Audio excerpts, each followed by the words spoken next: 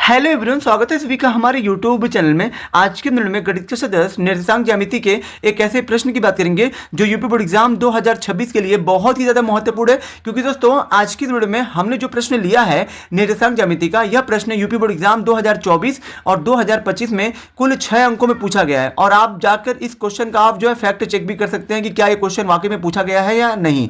तो चलिए दोस्तों, बिना किसी लाग बैठ के अब हम प्रश्न को बहुत ही आसान तरीके से हल करना स्टार्ट करते हैं। जैसे कि हमारा क्वेश्चन दिया गया है -4,6 बिंदुओं ए और बी, ठीक है। ये जो ए है -6,10 और बी 3,-8 को जोड़ने वाले रेखाखंड को किस अनुपात में विभाजित करता है। यानी कि यहां पे दोस्तों मान लीजिए कि यहां पे आपका प्रश्न में क्या बोला है कि मान लीजिए ये आपका एक जो बिंदु ए है, ये वाला आपका बिंदु बी है, ठीक है। ए और बी इन दोनों का निर्देशांक दे दिया है। मान लीजिए इसका जो कितना दिया -6,10 दिया है और जो इसका कितना दिया है 3,-8 दिया है। अब देखिए प्रश्न में बोला क्या है कि जो ये बिंदु ये है ना, ये वाला जो दिया है आपको निर्देशांक -4,6, ये क्या कर रहा है, ये जो है इन दोनों को किस अनुपात में आपसे पूछ रहा है कि ये वाला जो बिंदु है -4,6 वो जो ए और बी को, मतलब ए और बी को किस अनुपात में बांट रहा है। मान लीजिए ये जो है -4,6 कहीं पे भी आ सकता है। मान लीजिए ये जो 4,6 यहीं पे रहा हो आपका, -4,6 मान लीजिए यहाँ पे है, बीच में नहीं है, मतलब यहाँ वहाँ कहीं पे भी हो, मतलब ये जो है हो सकता है। लेकिन ये जो है ना -4,6 ए और बी के बीच में ही है, क्योंकि यहाँ पे आपको जो अनुपात पूछा गया है। तो अनुपात पूछने का मतलब ये है कि जाहिर सी बात है -4,6 ने ए और बी को किसी न किसी अनुपात में बांटा होगा। तो फिर देखिए दोस्तों, इस कंडीशन में हमें जब नहीं पता है कि हाँ ये किस अनुपात में बांट रहा है, तो इस कंडीशन में आपको मान लेना है ये वाला, मतलब यहाँ से यहाँ तक इसको आप नाम दे दीजिए। पहले -4,6 को आपने नाम दे दिया, क्या P नाम दे दिया। मान लीजिए ये जो है यहाँ से यहाँ तक M1 में बांटा हो और ये P से लेके B तक जो है ये वाला हिस्सा आपका M2 हो। यानी कि यहाँ पे आपको मान लेना है कि जो P है, जो आपने माना है -4,6 P, ये जो है A और B को M1 और जो M2 के अनुपात में क्या कर रहा है, बांट रहा है, ये हमने माना है। तो फिर यहाँ पे आपको लिख देना M1 संबंधी M2 के अनुपात में क्या किया, मतलब कर रहा है, बांट रहा है। अब देखिए प्रश्न में दिया क्या है। प्रश्न में आपका A का निर्देशांक दे दिया है, कितना दे दिया है -4,10 और आपको क्या दिया है, बी दिया है, कितना दिया है 3,-8 दिया है। चूंकि देखिए दोस्तों यहाँ पे जो है विभाजित की बात किया, मतलब यहाँ पे आपको विभाजन सूत्र का ही प्रयोग करना है।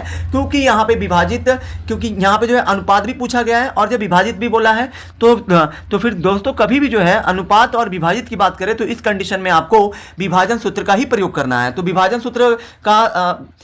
सूत्र आपका क्या होता है, तो विभाजन सूत्र हमारा होता है पी एक्स वाई बराबर होता है mx mx लिखिए, ठीक है, mx प्लस mx लिखिए। अभी मैं बता रहा हूँ आपको क्या करना है, नीचे भी m और प्लस m कर दीजिए, कॉमा, ये जो आपका my और प्लस my होता है, ठीक है, और बटे में m प्लस m लिख दीजिए, ठीक है।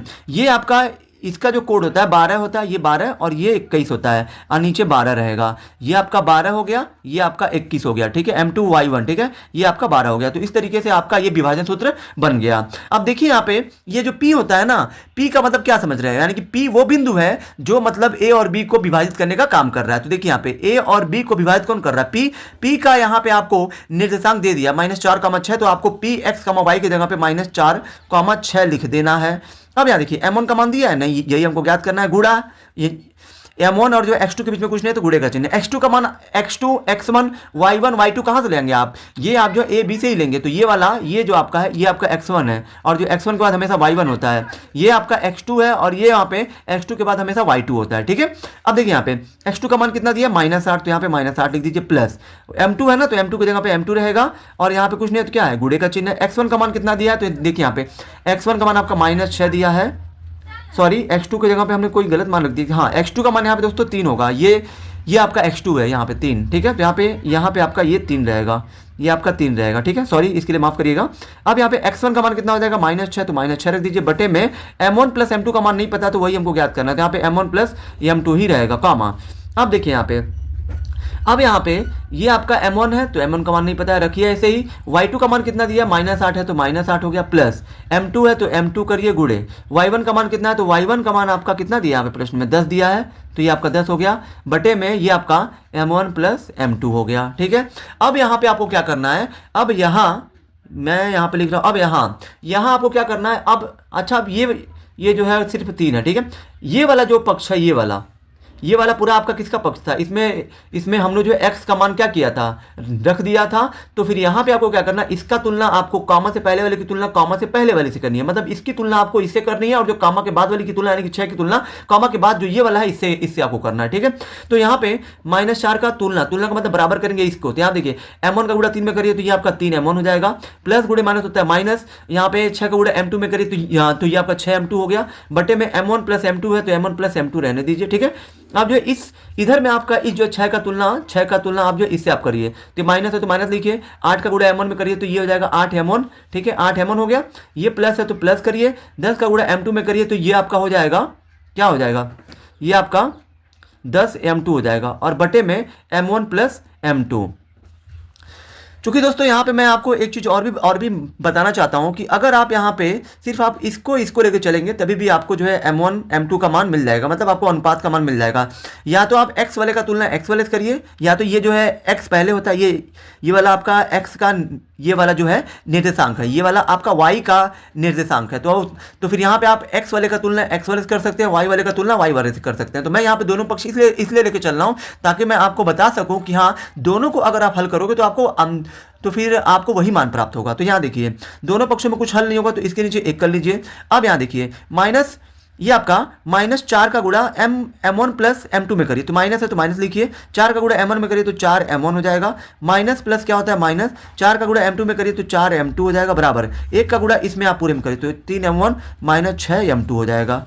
अब यहाँ देखिए m1 वाले को एक तरफ करिए तो ये आपका 4 m1 हो गया, प्लस आएगा इधर क्या हो जाएगा माइनस 3 m1, ठीक है, बराबर इधर आपका क्या बचेगा 6 m2, ये माइनस जाएगा इधर हो जाएगा प्लस, ये आपका 4 m2 हो जाएगा, ठीक है।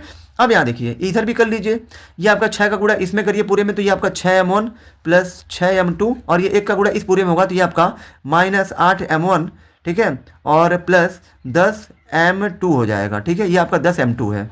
अब यहाँ देखिए m1 को एक तरफ करिए तो ये आपका 6 m1 है, माइनस वाला इधर क्या हो जाएगा, ये आपका हो जाएगा प्लस 8 m1, ठीक है, और बराबर में इधर आपका कितना है ये 10, ये आपका कितना दिया है। तो अब देखिए यहाँ पे ये आपका -8 m1 आ गया इधर तो हो गया प्लस 8 m1, इधर आपका क्या है 10 m2 है, ठीक है, ये आपका 10 m2 है, प्लस जाएगा उधर क्या हो जाएगा -6 m2 हो जाएगा, ठीक है। अब यहाँ देखिए ये -4 m1 -3 m1, ये टोटल हो जाएगा टोटल हो जाएगा 7 m1, ठीक है। ये माइनस है प्लस है तो दोनों में से देखिए माइनस प्लस जब भी होता है तो घट जाता है, तो फिर यहाँ पे देखिए माइनस प्लस में से घटेगा, मतलब ये जो माइनस प्लस में जो बड़ा होता है वही चिन्ह आपको लेना है। दोनों में बड़ा कौन है 6 है तो 6 का चिन्ह यहाँ पे लेंगे माइनस, और 6 में 4 गया 2 m2 हो जाएगा, दोनों पक्षों माइनस माइनस कट जाएगा। हमें चाहिए m1 m2 का मान, तो यहाँ पे m1 क्या है, m1 को यहाँ पे लिखिए, और ये जो है गुणे के रूप में, गुड़ा आएगा इधर क्या हो जाएगा बट्टे में m2, और इधर क्या बचेगा 2, और यहाँ पे भी गुड़ा के रूप में, तो गुड़ा जाएगा 7 उधर तो हो जाएगा बट्टे में 7, इधर भी देखिए ये जो 6 m1 प्लस 8 m1 है तो ये जो कितना हो जाएगा 14 m1 बराबर 10 में से 6 गया कितना हो जाएगा 4 m2 हो जाएगा। यहाँ पे m1 है तो m1 लिखिए, ये वाला गुणा के रूप में लाइए इधर हो जाएगा m2, बराबर में क्या इधर 4 है, ये जाएगा इधर हो जाएगा बट्टे में 14, ये 2 से काटेंगे 2 दूना 4 2 7 14 है। तो देखिए यहाँ पे m1 बटे में m2 का मान 2/7 यहाँ पे भी आ रहा है, m1 बटे m2 का मान 2/7 यहाँ पे भी आ रहा है। तो फिर यहाँ पे आपको जो अनुपात लिखना था तो फिर यहाँ पे आपको लिखना अतः वह